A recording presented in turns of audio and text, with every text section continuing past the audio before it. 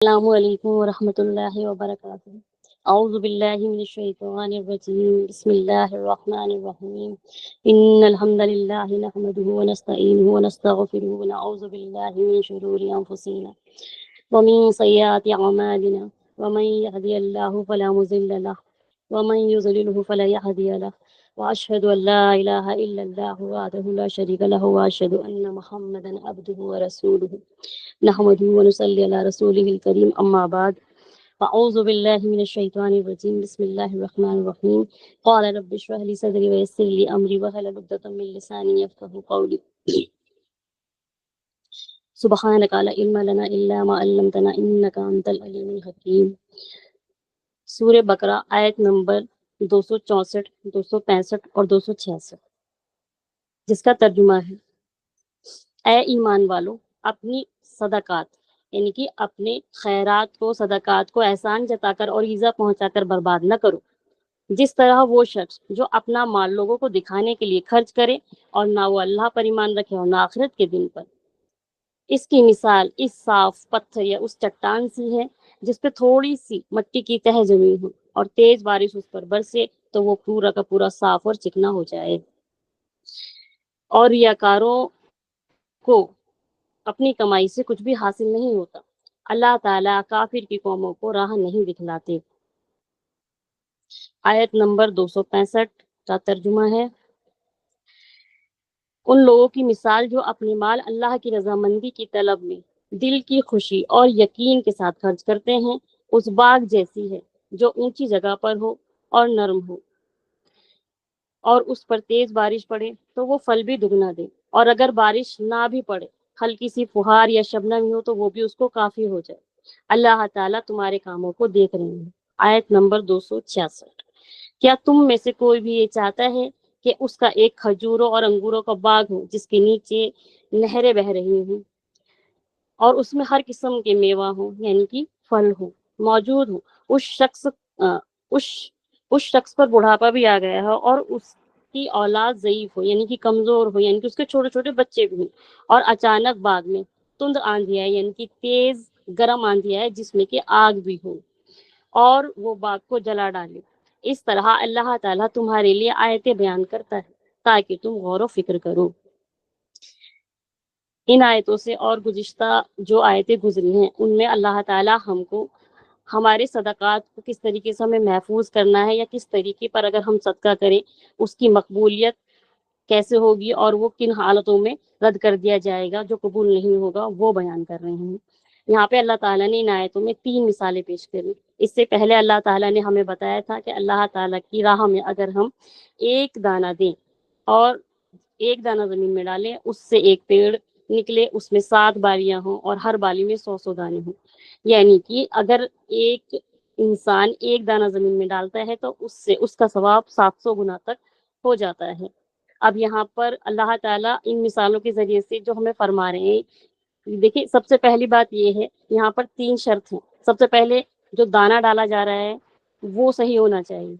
دوسرا جس زمین میں ڈالا جا رہا ہے وہ صحیح ہونا چاہیے، تیسرا یعنی کہ جو اس زمین پر کام کرنے والا ہے یعنی کہ جو کاشتکار ہے اس کا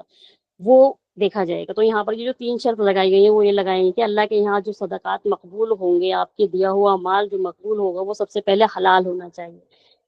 وہ حلال ہونا چاہیے۔ دوسرا یہ کہ جس زمین میں ڈالا جا رہا ہے یعنی کہ یہ آپ کی نیتوں کا معاملہ ہے کہ آپ کس نیت سے ڈال رہے ہیں۔ اگر آپ ریاکاری، دکھاوا یا دنیا کے لیے اپنا نام کرنے کے لیے ڈال رہے ہیں تو وہ صدقات قبول نہیں ہیں۔ یہاں پر آپ کی نیت کا معاملہ دیکھا جائے گا، کیونکہ جیسی آپ کی نیت ہوگی اسی حساب سے آپ کا اجر و ثواب بڑھ جائے گا۔ تیسرا یہاں پر بات کی گئی ہے کہ کاشتکار، نیت دیکھی جائے گی آپ کی۔ تیسرا جس زمین میں جو کاشتکار ہے وہاں پر دیکھی جائے گی آپ کی نیت، اور سیکنڈ جس زمین میں ڈال رہے ہیں آپ دانہ وہ کیسی ہے، یعنی کہ اگر ہم دانہ کسی زمین میں ایسے ہی ڈال دیں تو وہ ہمیں اچھا رزلٹ نہیں دے گا، ٹھیک ہے، تیسری چیز اگر ہمیں کاشتکاری نہیں آتی ہے، ہم اس کو صحیح ٹائم پہ پانی نہ دیں یا ہم صحیح ٹائم پہ کھاد نہ ڈالیں تو وہ صحیح سے نہیں اگے گا. تو یہ تینوں چیزیں ہی ہماری دیکھی جائیں گی. فرسٹ آف آل ہمارا مال حلال ہونا چاہیے. سیکنڈ تھنگ کہ ہماری نیت درست ہونی چاہیے. تیسری چیز یہ ہونی چاہیے کہ جہاں ہم اپنا صدقات دے رہے ہیں وہ سنت طریقے پر ہونا چاہیے. ایسا نہیں ہونا چاہیے کہ ہم دے تو مال تو بہت سارا خرچ کر رہے ہیں لیکن اس میں نیت ہماری خراب ہو گئی، یا پھر ہم نے ایسی جگہ پر مال لگا دیا جو ہمیں ثواب کا ذریعہ نہ بننے کے بجائے اور عذاب کا ذریعہ بن گیا. تو یہ چیز یہ تین شرائط اللہ تعالیٰ نے وہاں پر لگائی. اس کے بعد میں اللہ تعالیٰ نے فرمایا کہ معروف طریقے پہ بات کرو. اگر آپ کے پاس کوئی سوالی آتا ہے تو اسے نہ جھڑکو. سورہ زحا میں بھی آتا ہے کہ اگر سوالی آ جائے آپ کے پاس میں تو آپ اسے نہ جھڑکو. تو ہم ان سے معروف طریقے میں بات کریں، ان سے معذرت کر لیں. اگر وہ زیادہ ہی ضد پڑ جائیں یا غصہ ہو جائیں تو پھر ان سے درگزر کیا جائے. تو ان آیتوں میں یہ گزرا. اللہ تعالیٰ آگے کی آیتوں میں یہاں پر ہمیں یہ سمجھانا چاہتے ہیں کہ ہم جو صدقات کر رہے ہیں وہ ہمارے اگر مقبول ہو تو ان میں کیا شرائط ہونی چاہیے. تو اللہ تعالیٰ یہاں پر فرماتے ہیں سب سے پہلے کہ یا ایھا الذین آمنوا، اے ایمان والو، لا تبطلوا الصدقات بالمن والایذاء، یعنی کہ تم اپنے صدقات کو ایذا پہنچا کر اور احسان جتا کر ضائع نہ کرو. اب یہاں پر احسان جتانا وہ سب چیز کو بیکار کر دیتا ہے اور ایذا پہنچانا بھی ہر چیز کو بیکار کر دیتا ہے. یعنی آپ کا مال بھی پاک تھا، حلال تھا، اور آپ نے دیا بھی صحیح مستحق کو، یعنی کہ وہ ضرورت مند تھا، لیکن اگر آپ نے بعد میں اس کو تانے مارے یا پھر آپ نے اس کو تانے دے کر ایذا دی تو سب کچھ برباد ہو جائے گا اس پر. ٹھیک ہے، تو اللہ تعالیٰ کو وہ انسان ناپسند ہے جو دے کر احسان جتائے، کیونکہ خالق اللہ ہے، مالک اللہ ہے، اس نے ہی آپ کو وہ مال دیا ہے، اس نے ہی آپ کو اس لائق بنایا ہے کہ آپ سامنے والے کو دے رہے ہیں. اگر آپ اس پہ احسان جتائیں، یعنی کہ آپ کا ہی اجر و ثواب بڑھانے کے لیے اللہ تعالیٰ آپ سے یہ عمل کروا رہے ہیں کہ آپ کے ہاتھوں سے دلوا رہے ہیں، ورنہ اللہ تو ہر چیز پہ قدرت رکھتے ہیں. پھر آپ اس کو احسان جتائیں یا پھر آپ اس کو ایذا پہنچائیں، تانے کشی کریں کہ ہم نے ہی کیا تیرے ساتھ میں، تو یہ بہت بیکار بات ہے. اللہ سے ڈرنا چاہیے اس چیز کے لیے کہ اگر ہم صدقات کر رہے ہیں تو ہم پھر اس پہ احسان نہ جتائیں اور نہ ہی ہم اس کو ایذا پہنچانے کی کوئی کوشش کریں. پھر آگے اللہ تعالیٰ فرماتے ہیں کالذی ينفق مالہ، ان لوگوں کی مثال ایسی ہے جیسے کہ وہ ریا الناس، یعنی کہ لوگوں کو دکھانے کے لیے ان مالوں کو خرچ کرتا ہے. ریا جو ہے دکھاوا جو ہوتا ہے ایک طریقے کا شرک ہے. یعنی کہ شرک کی جتنی بھی اقسام ہے اس میں سے یہ ایک قسم ہے کہ جب ہم نے کوئی بھی چیز لوگوں کو دکھانے کے لیے کی وہ شرک ہو گئی. اگر آپ نے نماز لوگوں کو دکھانے کے لیے پڑھی تو وہ بھی شرک میں شامل ہو جائے گی. روزہ دکھانے کے لیے کرا تو وہ بھی آپ نے شرک کیا. صدقات کیے تو وہ بھی آپ نے شرک کیا، کیونکہ یہاں پر جو مین مقصد ہے وہ اللہ ہے. اللہ کو اگر ہم نے خالص کر کے اپنے صدقات نہیں دیے، یعنی کہ اللہ کی نیت ہماری یہ نہیں رہی کہ ہمیں خالص اللہ تعالیٰ کے لیے کرنا ہے، اللہ کی رضا جوئی کے لیے کرنا ہے، تو ہمارے صدقات وہاں پر ضائع ہو جائیں گے. کیونکہ ہم نے وہاں پر ایک طریقے سے انسانوں کو معبود بنا لیا کہ یہ دیکھیں گے کہ ہم کتنے سخی ہیں، یا یہ دیکھیں ہمارے پاس ہم کتنے مالدار ہیں، تو ہمیں انہیں نہیں دکھانا ہے. اسی طریقے سے یہ ویسی ہی بات ہو گئی. اگر ہم دنیاوی طریقے سے سمجھیں کہ کوئی کسی اور کے لیے گفٹ لایا، اب لایا تو وہ کسی اور کے لیے ہے اور آپ جانتے بھی ہیں وہ کسی اور کے لیے لایا ہے، لیکن پھر وہ آنکھ بچا کے آپ کو دینے لگ جائے تو آپ کو پسند آئے گی یہ بات؟ یہ ایک چھوٹی سی مثال ہے دنیا کی، لیکن آپ کو وہ چیز بالکل پسند نہیں آئے گی. تو اللہ تعالیٰ ان چیزوں کو کیسے پسند کر لے گا کہ جو صدقات آپ لوگوں کو دکھانے کے لیے، اپنا آپ کو سخی کہلوانے کے لیے یا اپنے آپ کو بڑا دکھانے کے لیے کر رہے ہیں، وہ اللہ کے یہاں مقبول ہو جائیں گے. اللہ تعالیٰ کو ریاکاری سے دیا ہوا مال بالکل پسند نہیں ہے اور آخرت میں یہ چیز بوال بنتی ہے. آگے اللہ تعالیٰ فرماتے ہیں وَلَا يُؤْمِنُ بِاللَّهِ وَالْيَوْمِ الْآخِرِ، اور وہ نہ تو اللہ پر یقین رکھتے ہیں نہ ہی آخرت کے دن پر یقین رکھتے ہیں. یعنی کہ اگر اس انسان کو اللہ پر یقین ہوگا تو وہ اللہ کی رضامندی چاہے گا، اللہ اس کا مقصد ہوگا. یہاں پر لوگوں کو دکھانے کے لیے ہو رہا ہے تو یعنی کہ وہ اللہ پر ایمان نہیں رکھتا اور نہ ہی آخرت کے دن پر ایمان رکھتا ہے. آخرت کے دن پر ایمان رکھنے کا مقصد یہ ہے کہ جو بھی ہم صدقات کرتے ہیں ہمارا یہ یقین ہوتا ہے کہ اللہ تعالیٰ ہمیں کل قیامت میں وہ ہمارے لیے غیب سے وہ صدقات جو ہوں گے وہ ہمارے لیے مدد کریں گے، یا ہمیں آگے جو ہم نے مال پہنچایا ہے وہ ہمارے لیے بھلائی کے طریقے پہ کام آئیں گے. لیکن یہ جب کہ ہم نے آخرت پر ایمان رکھا ہو. اگر ہمیں آخرت پہ ایمان ہوتا تو ہم لوگوں کو دکھانے کے لیے اور ان کو ایذا پہنچانے کے لیے اور ان پہ احسان جتانے کے لیے کبھی بھی صدقات نہیں کرتے. آگے اللہ تعالیٰ مثال فرماتے ہیں فَمَثَلُهُ كَمَثَلِ صَفْوَانِ عَلَيْهِ، کہ یہ مثال ایسی ہے جیسے کہ ایک چٹان ہو، چکنی چٹان، یعنی کہ ایک ایسا پتھر ہے جس پر تھوڑی سی ترابن अलैहि तुराबुन, उस पे एक मट्टी की परत जम गई। जैसे होता है बहुत दिनों तक अगर एक चीज़ रहती है तो उस पर धीरे-धीरे, धीरे-धीरे कर कर धूल टाइप की जम जाती है और वो थोड़ी-सी मोटी भी हो जाती है, मट्टी की एक परत जम गई हो। फ़असाबहु वाबिलुन, और फिर उस पर ज़ोरदार बारिश पड़े, और जब उस पर ज़ोरदार बारिश पड़ती है फ़तरकहु सल्दन, तो वो क्या कर देते हैं, वो मट्टी को पूरा साफ़ कर देती है और वो चट्टान जो होती है वो बिल्कुल चिकनी की चिकनी निकल जाती है। कहने का मतलब ये है कि ऐसे लोगों की मिसाल जो रियाकारी करते हैं, अल्लाह ताला यहाँ पर 2 शर्त लगा रहे हैं। पहली तो ये थी कि वो रिया जो दिखावे के लिए कर रहा है, वो नहीं होना चाहिए। दूसरा यहाँ पर एक शर्त थी कि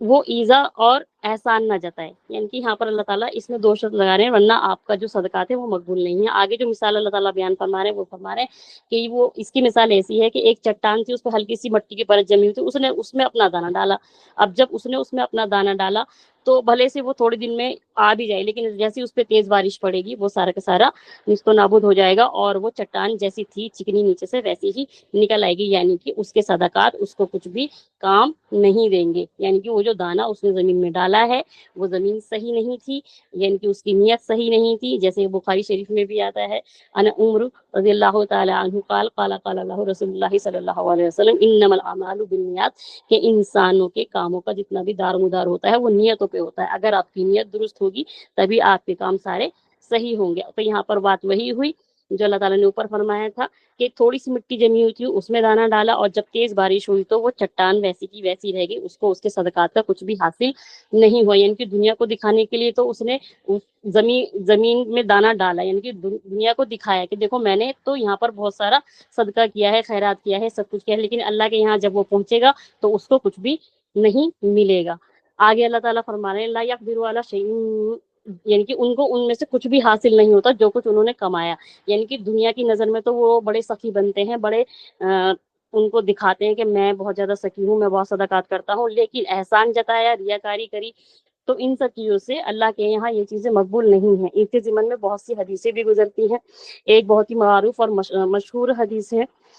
कि अल्लाह ताला कल क़यामत में 3 लोगों को बुलाएँगे, जिसमें से पहले आलिम होंगे, उन पर अपने जितने भी इनामात उन्होंने किए थे, वो जताएँगे और पूछेंगे कि हमने ऐसे-ऐसे आप पे इनाम किए थे, आपने उनका क्या किया? तो वो कहेंगे कि मैंने बच्चों को पढ़ाया, मैंने दीन के लिए ये काम करे। तो अल्लाह ताला फरमाएँगे, हम जानते हैं आपकी नीयत क्या थी, मफ़हूम बता रही हूँ कि हम जानते हैं आपकी नीयत क्या थी। आपकी नीयत ये थी कि लोग आपको कारी कहें, लोग आपको काज़ी कहें, तो वो आप कहलवा चुके हैं लोगों से और उसको घसीट कर जहन्नुम में डाल दिया जाएगा। दूसरा शख्स होगा एक मालदार, जिसको अल्लाह ताला ने बहुत ही वुसअत से माल दिया होगा, उसको बुलाया जाएगा, फिर उसपे भी अपने इनामातों का ज़िक्र किया जाएगा, वो कबूल करेगा कि हाँ, अल्लाह ताला आपने मुझे ऐसे-ऐसे, इतना-इतना पैसा दिया। फिर उससे सवाल किया जाएगा कि आपने उसका क्या किया? उन्होंने कहा कि मैंने बहुत सदक़ात किए, मैंने बहुत मस्जिदें बनवाई, मैंने बहुत दीन के कामों में खर्च किया। तो फिर अल्लाह ताला उनसे फरमाएँगे कि हम जानते हैं आपकी नीयत क्या थी। आपकी नीयत ये थी कि आपको लोग सखी कहें, तो आप लोगों से सखी कहलवा चुके, जो चीज़ का आपका मकसद था वो दुनिया में ही कंप्लीट हो चुका और उनको भी घसीट के जहन्नुम में डाल दिया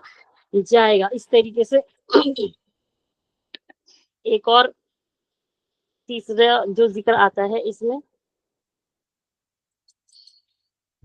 वो एक ऐसे शख्स का आता है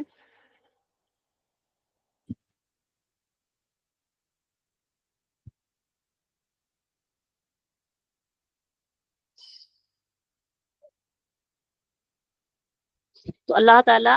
ऐसे जो अपनी अल्लाह की नेमतों राह में को, शहीद हुआ होगा। तीसरा जो हाँ, शख्स है जो अल्लाह की राह में शहीद हुआ हुँ, होगा। जी। तीसरे वो शख्स हैं जो अल्लाह की राह में शहीद हुए होंगे और बड़े बहादुरी से लड़े होंगे और अल्लाह ताला उनको भी बुलाएँगे और अपने इनामात ज़िक्र करेंगे, तो वो कबूल करेंगे उस चीज़ को कि अल्लाह ताला आपने मुझे बहुत-बहुत कुव्वत दी थी ऐसे-ऐसे, तो अल्लाह ताला फरमाएँगे कि बताएँ फिर आपने उनका क्या किया? तो वो कहेंगे कि मैंने आपकी राह में जिहाद किया हत्ता कि शहीद हो गया। तो जब अल्लाह ताला फिर फरमाएँगे कि हम जानते हैं कि तुमने ये सब काम इसलिए किया था कि लोग तुमको बड़ा बहादुर कहें, तो आप दुनिया से ये बहादुरी कहलवा चुके, इसलिए अब आप उनको भी उठाकर जहन्नुम में डाल दिया जाएगा। तो यहाँ पर ये जो रियाकारी की हदीसें गुज़र रही हैं, वो इसीलिए हैं ताकि हम जो अपने सदक़ात खर मतलब जो अल्लाह की राह में सदक़ात खर्च कर रहे हैं, उन पे हमें रियाकारी नहीं होनी चाहिए और एहसान नहीं जताना चाहिए। आगे अल्लाह ताला फरमाते हैं कि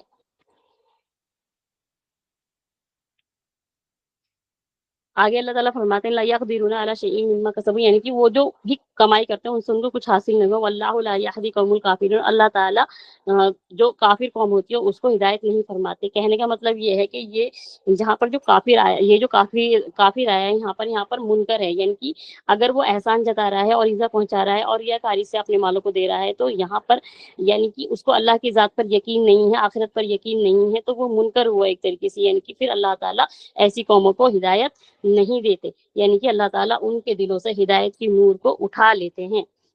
नेक्स्ट में अल्लाह ताला फरमाते हैं, नेक्स्ट आयत में अल्लाह ताला फरमाते हैं वमसलुल लज़ीना युनफिकूना अम्वालहुम इब्तिगाअ मा,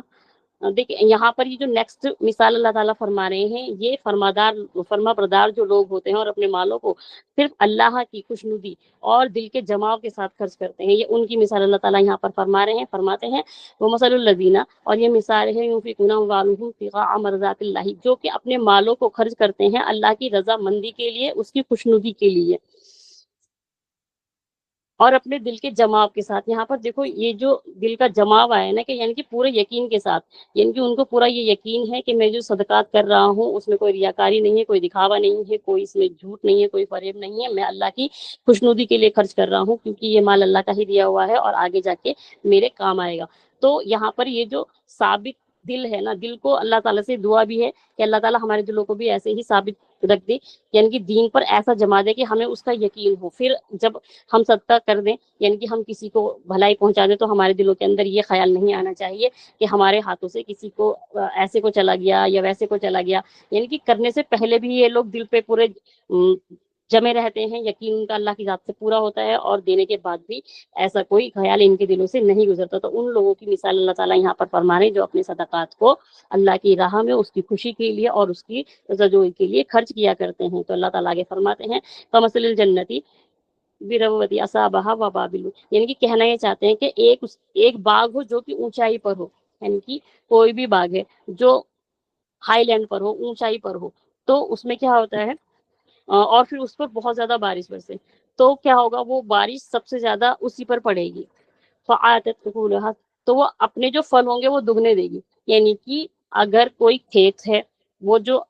सदका करते हैं अल्लाह की रज़ाजोई और अपनी यकीन के साथ में, तो उनकी मिसाल अल्लाह ताला यहाँ पर ऐसी फरमा रहे हैं कि एक लैंड है, वो बहुत ऊंचाई पर है, और फिर उस पर जोरदार अल्लाह ताला बारिश बरसाएं, तो वो अपने फलों को क्या करती है, दुगना दे देती है। और अगर उस पर बारिश भी नहीं पड़ती, और अगर हल्की सी फुहार भी पड़ जाती, तो वो भी उसके लिए काफी हो जाती है। कहने का मतलब ये है कि अल्लाह ताला जानते हैं उनकी नियतों के। अगर उनके पास बहुत सारे भी माल होता है और वो खर्च करते हैं उसमें से, तो अल्लाह ताला उसको उनका अज्र डबल ट्रिपल सब कुछ देता है। ये चीज आपने भी देखी होगी, जो ऊंचाइयों पर हाई लैंड पर जो फल फ्रूट्स आते हैं वो बहुत बेहतरीन तरीके के होते हैं, उनको धूप भी अच्छी मिलती है और बारिश भी अच्छी होती है, वहाँ पर शबनम हो, फुहार हो, सब कुछ उसको फायदा पहुंचा रही होती है। इसी तरीके से यहाँ पर जो दिल के जमाव के साथ और अल्लाह की खुशनुदी के लिए खर्च करते हैं, उनकी मिसाल भी ऐसी है कि बारिश उनको सबसे ज्यादा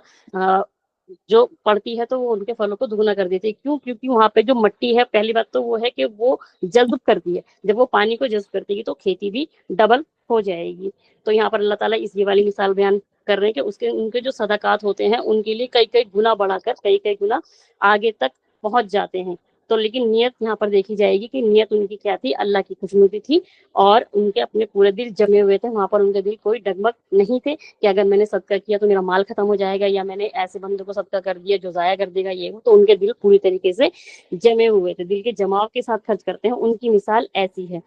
और आगे अल्लाह ताला फरमाते हैं वल्लाहु बिमा तामलून बसीर, और अल्लाह ताला हर चीज को, जो भी कुछ तुम करते हो ना, सब कुछ देखने वाला है। तो यहाँ पर देखें,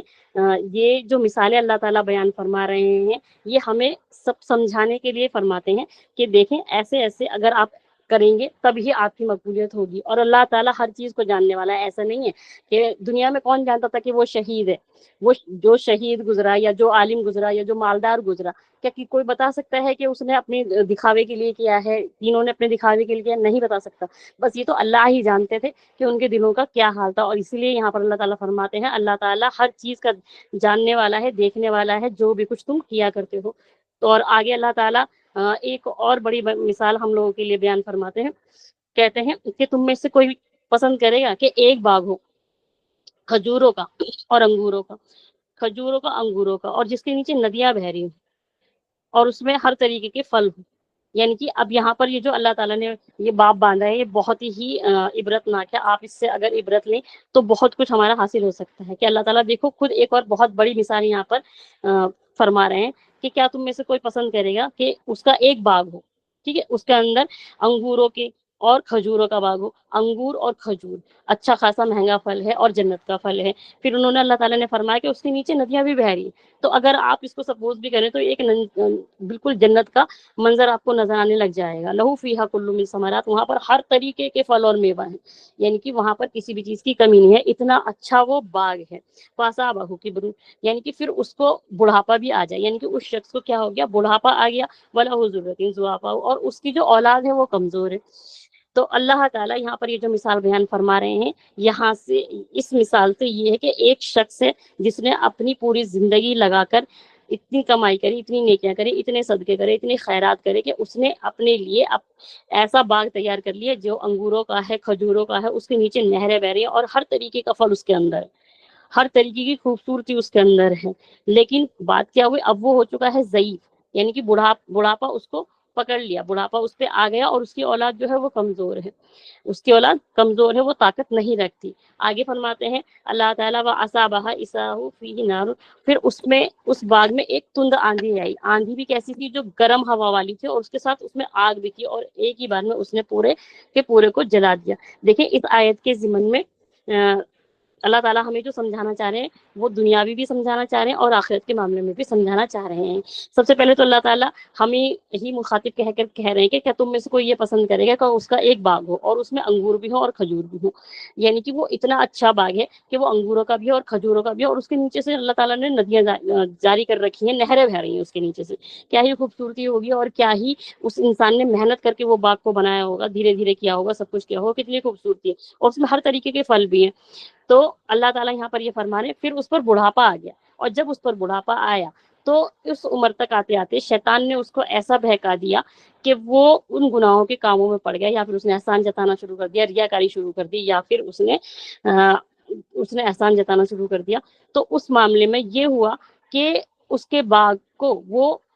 تند آندھی کھا گئی, یعنی کہ وہ جو آگ کا شعلہ تھا وہ اس کے باغ کو پورا کا پورا ختم کر دیا. یعنی کہ وہ اتنی گرم تھی کہ پتے سارے جھلس گئے, ندیاں ساری سوکھ گئیں, سب کچھ ختم ہو گیا, اور اس حال میں کہ وہ ضعیف ہے, یعنی کہ وہ بڑھاپے کی حالت میں ہے. اب وہ دوبارہ بھی اگر کھڑا کرنا چاہے تو وہ نہیں کر سکتا. یہاں پر اللہ تعالیٰ بہت اچھی مثال بیان فرما رہے ہیں کہ بڑھاپے میں جو ہماری حالت ہوتی ہے وہ ایسی ہوتی ہے کہ ہم دوبارہ اس کی قوت نہیں رکھتے کہ ہم پورا 40-45 سال پیچھے جا کر ہم دوبارہ سے نیکیاں کر جائیں, دوبارہ سے اپنی نمازیں پڑھ لیں, دوبارہ سے اپنی خیرات صدقات کر لیں, حج کر لیں یا زکوٰۃ کر دیں. تو ہماری اتنی طاقت نہیں ہوتی کہ ہم 40-45 سال پیچھے لوٹ جائیں. اسی طریقے سے اس کی مثال ایک طریقے سے یہ بھی سمجھ لیں کہ جب ہم پر بڑھاپا طاری ہو جاتا ہے, اور دوسری چیز یہ کہ ہم بڑھاپے میں اتنی قوت اور طاقت نہیں رکھتے کہ ہم دوبارہ سے اس طریقے کے باغ کو بنا سکیں. اسی طریقے سے اس کی جو اولاد ہے وہ بھی کمزور ہے, یا تو چھوٹی ہے یا تو پھر قوت نہیں رکھتی, یعنی کہ اس نے جو اپنا جو ہم صدقہ جاریہ بنا کر جاتے ہیں وہ بھی نہیں چھوڑا. تو کل قیامت میں ایسے انسان کو آپ دیکھیں, قیامت کے ذریعے سے اس کو اگر ہم سمجھے تو یہ ہے کہ کل قیامت میں ہم جس ایک انسان ایسا آئے گا جس نے بہت بہت مال کمایا, بہت بہت مال لے کر جائے گا, وہ احد پہاڑ کے برابر لے کر جائے گا, لیکن سب کچھ ضائع ہو جائے گا. کیوں؟ تو اس میں اللہ تعالیٰ یہی سمجھانا چاہ رہے ہیں کہ آپ اتنی نیکیاں کرنے کے بعد بھی آخرت میں آخری وقت پر اگر شیطان نے آپ کو بہکا دیا اور آپ کا سب کچھ ضائع ہو گیا, یعنی کہ دیکھیں شیطان کہتا ہے میں آگے سے بھی بہکاؤں گا, پیچھے سے بھی بہکاؤں گا, سائڈ سے بھی بہکاؤں گا, اس سائڈ سے بھی بہکاؤں گا, جب میرا کام کہیں سے بھی نہیں چلے گا تو میں انسان کے اندر ایک چیز پیدا کر دوں گا کہ you are better than them, ان سے بہتر ہو. بس یہاں پر اتنا جملہ اور آپ کی ساری نیکیاں ضائع, پوری زندگی کی نیکیاں آپ کی ضائع ہو جائیں گی. تو کل قیامت میں بھی یہی حال ہوگا کہ وہ کوشش تو کرے گا کہ میں دنیا میں جا کے دوبارہ نیکیاں کر لوں, لیکن ایسا ہو نہیں پائے گا, پاسبل نہیں ہوگا. اور اس نے اپنے پیچھے کوئی صدقہ جاریہ بھی نہیں چھوڑا, یعنی کہ اس کی اولاد یہاں پر جو بتا رہے ہیں دنیا میں بھی اگر وہ اولاد ہوتی تو یہ ہوتا کہ اگر باغ جل بھی گیا تو اگر وہ اولاد لائق ہوتی, بڑی ہوتی, طاقتور ہوتی, تو وہ باپ ان کے سہارے جی لیتا یا رہ لیتا کہ چلو میری اولاد تو ہے, یہ کھڑا کر لے گی. لیکن یہاں پر مثال اللہ تعالیٰ, اللہ اکبر, ایسی ایسی مثال اللہ تعالیٰ بیان فرماتے ہیں کہ رونگٹے کھڑے ہو جاتے ہیں. تو اللہ تعالیٰ یہاں پر یہی چیز فرما رہے ہیں کہ پورے باغ میں آگ لگ گئی, اور اس کے بعد میں اس کی اولاد بھی کمزور تھی جو اس کے بھی وہ بھی کام نہیں آئے، اور بڑھاپے میں دوبارہ قوت اور طاقت نہیں تھی۔ کل قیامت میں بھی یہی ہوگا ان کے ساتھ میں کہ جب پوری نیکیاں ختم کر کے چلے جائیں گے تو دنیا میں آ کے دوبارہ سے وہ نیکیاں نہیں کر پائیں گے، اور کوئی صدقہ جاریہ بھی پیچھے انہوں نے نہیں چھوڑا جو ان کے لیے دعائیں مغفرت کر سکے یا اور کوئی کام آ سکے۔ وَأَصَابَهُمْ عِصَاءٌ فِيهِ نَارٌ۔ آگے اللہ تعالیٰ فرماتے ہیں کذالک یبین اللہ، اللہ تعالیٰ تمہارے سامنے ان آیتوں کھول کھول کر فرماتے ہیں تاکہ تم غور و فکر کرو، یعنی کہ اللہ تعالیٰ نے 3 مثالیں یہ دی، اس سے پہلے بھی اللہ تعالیٰ نے بیان فرمایا، تو اللہ تعالیٰ اپنی آیتوں کو کھول کھول کر آپ کے آگے بیان فرماتے ہیں تاکہ آپ غور و فکر کرو کہ اللہ تعالیٰ کتنی بڑی بڑی باتیں یہاں پر آپ کو سمجھانا چاہ رہے ہیں، آپ کے دل میں کیا ڈالنا چاہ رہے ہیں۔ اب جیسے کبر سے ایک چیز یہ بھی مراد ہے کہ جیسے جوانی میں جو انسان سجدے کر لیتا ہے بڑھاپے میں اس سے وہ سجدے نہیں ہوتے۔ قرآن پاک میں آتا ہے جب اللہ تعالیٰ اپنی ایڑی کا نور دکھائیں گے، ہلکی سی ایڑی کھولیں گے حشر کے میدان میں تو سارے کے سارے سجدے میں گر جائیں گے، اللہ کے کچھ لوگوں کے، مطلب کچھ لوگ جو ہوں گے ان سے سجدہ نہیں ہو پائے گا۔ کیوں؟ کیونکہ دنیا میں جب اللہ تعالیٰ ان کو 5 وقت بلاتا تھا وہ نماز کے لیے نہیں جاتے تھے۔ تو اللہ تعالیٰ سے یہ دعا کرنی چاہیے کہ اللہ تعالیٰ ہمیں جوانی میں زیادہ سے زیادہ عبادت کرنے کی توفیق عطا فرمائے، زیادہ سے زیادہ ہمیں سجدہ کرنے کی توفیق عطا فرمائے۔ اور اس کے ضمن میں اللہ کے رسول پیارے نبی صلی اللہ علیہ وسلم نے بھی ایک دعا فرمایا کرتے تھے، یہ ہے آپ کی مستدرک میں ہے۔ تو اللہ تعالیٰ جس کا مفہوم ہے اے اللہ اپنی روزی کو سب سے زیادہ مجھے اس وقت عنایت فرمانا جب میری عمر بڑی ہو جائے اور ختم ہونے کو آئے۔ کہنے کا مطلب یہ ہے کہ ایسا روزی اللہ تعالیٰ سے وہ پیارے نبی صلی اللہ علیہ وسلم مانگا کرتے تھے، اور کس وقت کے لیے کہ جب میں ضعیف ہو جاؤں، جب میں بوڑھا ہو جاؤں، کیونکہ بوڑھاپے میں اتنی طاقت نہیں رہتی کہ ہم جا کر کمائیاں کر دیں یا پھر کچھ ایسا ہم کو حاصل ہو جائے جس سے ہم اپنا آگے کا کام چلا سکیں۔ اس کے ضمن میں جو حدیث گزرتی ہے حضرت ابن عباس رضی اللہ تعالی عنہ، حضرت عمر فاروق رضی اللہ تعالی عنہ ایک مرتبہ حضرت ابن عباس رضی اللہ تعالی عنہ بیان کرتے ہیں کہ حضرت عمر فاروق رضی اللہ تعالی عنہ ایک مرتبہ تمام صحابیوں سے سوال کیا کہ اس آیت کے بارے میں تم کیا کہتے ہو؟ لوگوں نے کہا اللہ عالم، یعنی کہ اللہ تعالیٰ ہی زیادہ جانتے ہیں۔ حضرت عمر فاروق رضی اللہ تعالیٰ عنہ غصہ ہو گئے اور فرمایا یا کہو جانتا ہوں یا کہو نہیں جانتا ہوں، یعنی یہ لوگ گول مول بات مت کرو، یعنی کہ حضرت عمر فاروق رضی اللہ تعالیٰ عنہ یہ کہنا چاہ رہے تھے کہ گول مول بات مت کرو، یا تو کہو کہ میں جانتا ہوں یا نہیں جانتے ہو تو اس کے علم لینے کی پوری کوشش کرو۔ اس کے بعد میں حضرت ابن عباس رضی اللہ تعالیٰ عنہ نے فرمایا کہ اے امیر المومنین اگر اجازت ہو تو میں کچھ کہنا چاہتا ہوں۔ تو حضرت عمر فاروق رضی اللہ تعالیٰ عنہ نے کہا کہ فرماؤ، کہو، اور اپنے آپ کو حقیر نہ سمجھو، یعنی کہ وہ چھوٹے تھے تو انہوں نے کہا کہ اپنے آپ کو حقیر نہ سمجھو۔ تو حضرت ابن عباس رضی اللہ تعالیٰ نے عرض کیا اس آیت میں اس مالدار آدمی کی مثال بیان کی گئی ہے جس نے اللہ کی اطاعت میں عمل کیا، پھر اللہ نے اس کی طرف شیطان بھیجا تو وہ معاصی میں مبتلا ہو گیا، یعنی کہ گناہوں میں مبتلا ہو گیا اور اپنے اعمالوں کو برباد کر لیا۔ اس کے ضمن میں یہ آیت گزرتی ہے۔ تو ان سب کا جو کنکلوژن نکلتا ہے ان ساری آیتوں کا، اللہ تعالیٰ ہم سے جو فرما رہے ہیں ان سب آیتوں کا جو کنکلوژن نکلتا ہے وہ نکلتا ہے کہ صدقات کرنے کے جو طریقے، جو شرائط ہوں گی وہ ہوں گی 6۔ سب سے پہلی کہ آپ کا جو مال ہونا چاہیے وہ حلال ہونا چاہیے، اللہ کی راہ میں جو بھی مال دیا جائے وہ پاکیزہ ہو، حلال ہو، کیونکہ اللہ تعالیٰ خود پاک ہے اور پاکیزگی کو پسند فرماتے ہیں۔ دوسرا کہ سنت طریقے پہ ہونا چاہیے، سنت کے مطابق ہونا چاہیے۔ تیسرا کہ صحیح مصرف ڈھونڈے اس کا، یعنی کہ جو اس کا صحیح حقدار ہے پہلے اس کی تصدیق تو کر لیں کہ وہ کیا ہے، جو آپ کا مال جا رہا ہے وہ کہاں جا رہا ہے، کہیں ایسا تو نہیں ہے کہ اس نے کہا کہ مجھے دے دو اور میں جا کے شراب کی دکان کھول لوں، تو یہ تو آپ کا مال غلط جگہ پہنچ جائے گا۔ تیسرا کہ جو بھی ہم خیرات و صدقات کریں اس کا احسان نہ جتلائیں، کسی بھی طریقے کا اس کو تانا کشی نہ کریں۔ چوتھا، اور جو مال دیا گیا ہے اس میں ہم یہ چیز غور و فکر کریں کہ ہم اس مال کو دینے کے بعد اس پہ احسان نہ جتائیں، اس کو کوئی ایذا نہ پہنچائیں۔ چھٹا، جو کچھ خرچ کیا جائے گا اخلاص نیت کے ساتھ کیا جائے گا، یعنی کہ خالی ہماری جو نیت ہونی چاہیے وہ خالص ہونی چاہیے اللہ کی رضا جوئی کے لیے، اس کی خوشنودی کے لیے، یہ نہیں ہونا چاہیے کہ لوگوں کو دکھاوے یا پھر کسی اور کو دکھانا نہیں ہونا چاہیے۔ اور اس میں جو دوسرا طریقہ ہے یعنی کہ سنت طریقے پہ خرچ کرنے کا، جو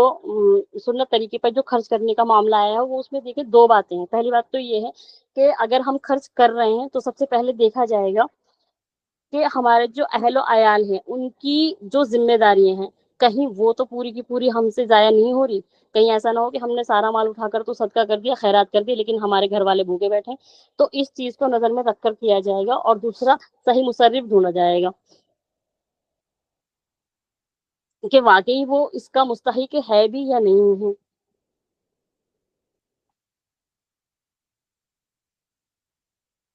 اور یہ 6 پوائنٹس یہاں پر نکل کر آتے ہیں کہ اپنے حلال مال ہونا چاہیے، اللہ تعالیٰ کی رضا جوئی ہونی چاہیے، اس میں جو کسی کو ایزا نہ پہنچائے، تکلیف نہ پہنچائے، لوگوں کو دکھاوا نہ ہونا چاہیے، اور سنت طریقے پر ہونا چاہیے۔ تو ان آیتوں کا یہی کنکلوژن نکل کے آتا ہے کہ اللہ تعالیٰ ہم کو صدقہ کی مقبولیت کس طریقے سے ہوگی، اس کے شرائط سارے ہمیں سمجھائے، مثالوں کے ذریعے سے سمجھایا، آیتوں کے ذریعے سے سمجھایا، اور بس یہی اس کا کنکلوژن نکل کے آتا ہے۔ اور باقی اللہ عالم، وآخر الدعوانا الحمد للہ رب العالمین۔